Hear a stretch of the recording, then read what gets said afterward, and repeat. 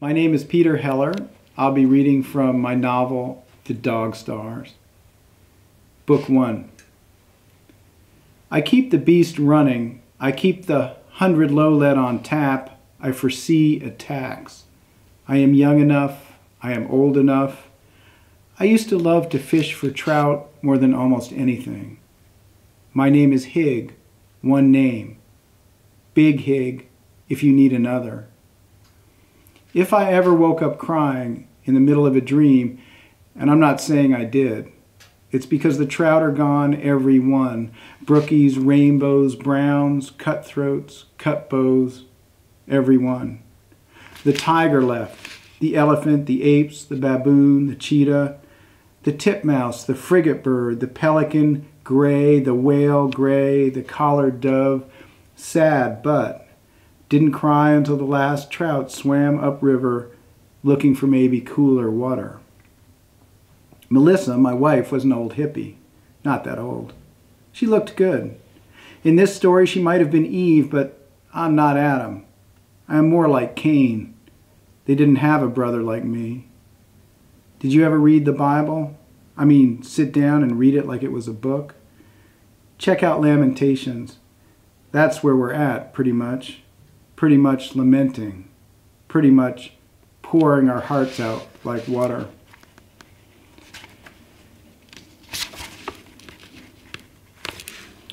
They said at the end it would get colder after it gets warmer. Way colder. Still waiting.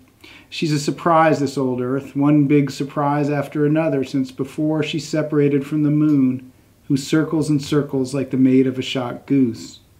No more geese. A few.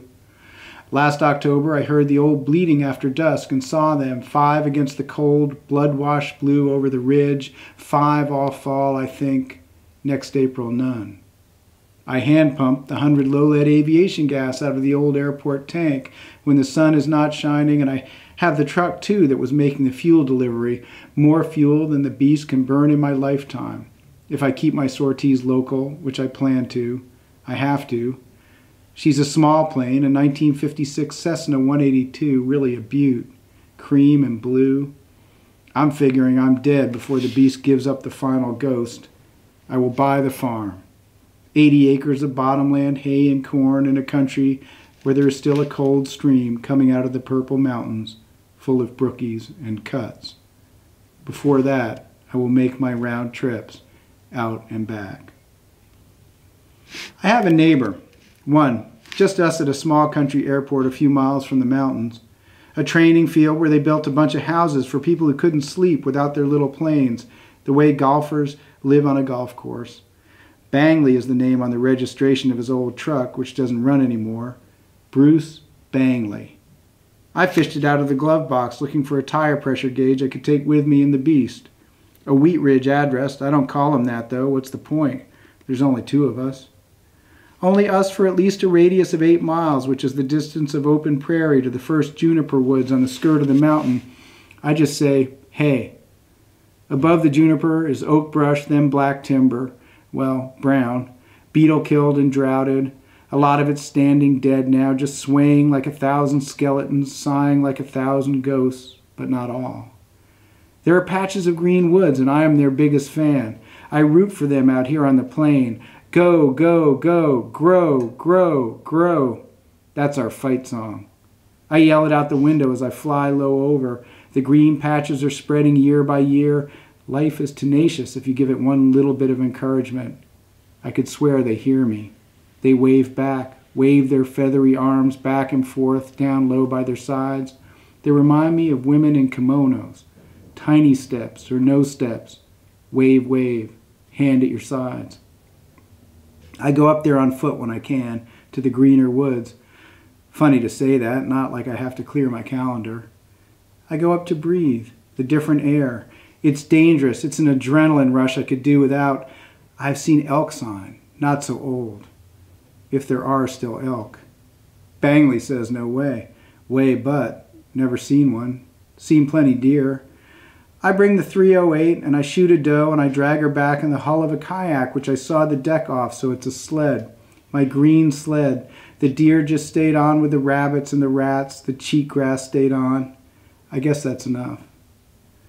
Before I go up there, I fly it twice. One day, one night with the goggles. The goggles are pretty good at seeing down through trees if the trees aren't too heavy.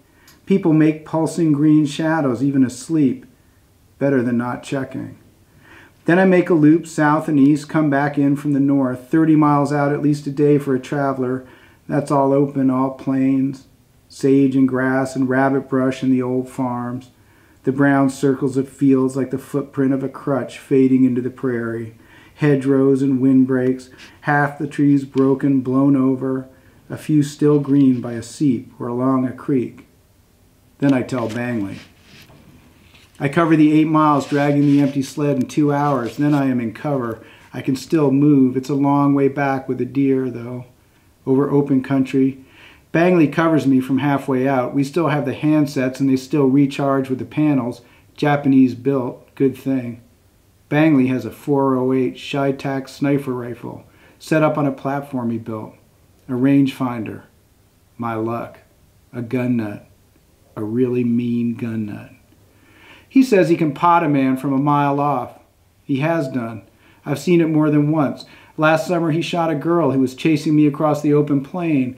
A young girl, a scarecrow. I heard the shot, stopped, left the sled, went back. She was thrown over, back over a rock, a hole where her waist should have been, just about torn in half. Her chest was heaving, panting, her head twisted to the side. One black eye shiny and looking up at me, not fear, just like a question, burning, like of all things witnessed, this one couldn't be believed, like that, like, fucking why?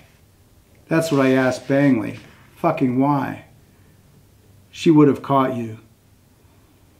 So what? I had a gun. She had a little knife. To, like, protect her from me. She maybe wanted food. Maybe. Maybe she'd slit your throat in the middle of the night. I stared at him, his mind going that far, to the middle of the night, me and her, Jesus. My only neighbor, what can I say to Bangley? He has saved my bacon more times. Saving my bacon is his job. I have the plane, I am the eyes, he has the guns, he is the muscle. He knows, I know, he knows. He can't fly. I don't have the stomach for killing.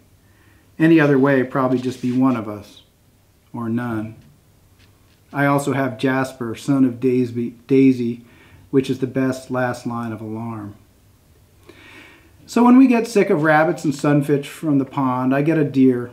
Mostly I just want to go up there. It feels like church, hollow and cool, the dead forest swaying and whispering, the green forest full of sighs, the musk smell of deer beds, the creeks where I always pray to see a trout, one fingerling, one big old survivor, his green shadow idling against the green shadows of the stones.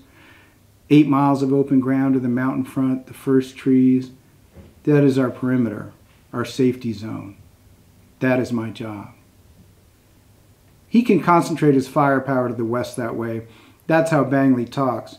Because it's 30 miles out, high plains all other directions, more than a day's walk, but just a couple of hours west to the fir trees. The families are south 10 miles, but they don't bother us. That's what I call them. They're something like 30 Mennonites with a blood disease that hit after the flu, like a plague but slow burning. Something like AIDS, I think, maybe more contagious. The kids were born with it and it makes them all sick and weak, and every year some die. We have the perimeter. But if someone hid, in the old farmsteads, in the sage, the willows along a creek, arroyos too, with undercut banks. He asked me that once. How do I know? How do I know someone is not inside our perimeter in all that empty country hiding, waiting to attack us? The thing is, I can see a lot. Not like the back of the hand, too simple, but like a book I have read and reread too many times to count, maybe like the Bible for some folks of old. I would know. A sentence out of place, a gap, 2 periods where there should be one. I know. I know. I think. If I'm going to die, no if. It will be on one of these trips to the mountains, crossing open ground with a full sled, shot in the back with an arrow. Bangley, a long time ago, gave me bulletproof, one of the vests in his arsenal. He has all kinds of shit. He said it'll stop any handgun and arrow, but with a rifle it depends. I better be lucky. I I thought about that. We're supposed to be the only two living souls, but the families, in at least hundreds of square miles, the only survivors. I better be lucky. So I wear the vest because it's warm, but if it's summer, I mostly don't. When I wear it, I feel like I'm waiting for something. Would I stand on a train platform and wait for a train that doesn't come for months? Maybe. Sometimes this whole thing feels just like that. In the beginning, there was fear. Not so much the flu by then. By then I walked, I talked. Not so much talked, but of sound body and of mind, you be the judge. 2 straight weeks of fever, 3 days, 104 to 105. I know it cooked my brains. Encephalitis or something else, hot. Thoughts that once belonged, that felt at home with each other, were now discomfited, unsure, depressed. Like those shaggy Norwegian ponies that Russian professor moved to the Siberian Arctic I read about before. He was trying to recreate the Ice Age, a lot of grass and fauna and few people. Had he known what was coming, he would have pursued another hobby. Half the ponies died, I think of heartbreak for their Scandinavian forests, half hung out at the research station and were fed grain, and still died. That's how my thoughts are sometimes. When I'm stressed, when something's bothering me and won't let go, they're pretty good. I mean, they function, but a lot of times they feel out of place, kind of sad. Sometimes wondering if maybe they are supposed to be 10,000 miles from here in a place with 1,000,000 square miles of cold Norwegian spruce. Sometimes I don't trust my thoughts not to bolt for the brush. Probably not my brain. Probably normal for where we're at. I don't want to be confused. We are 9 years out. The flu killed almost everybody. Then the blood disease killed more. The ones who are left are mostly not nice. Why we live here on the plain. Why I patrol every day.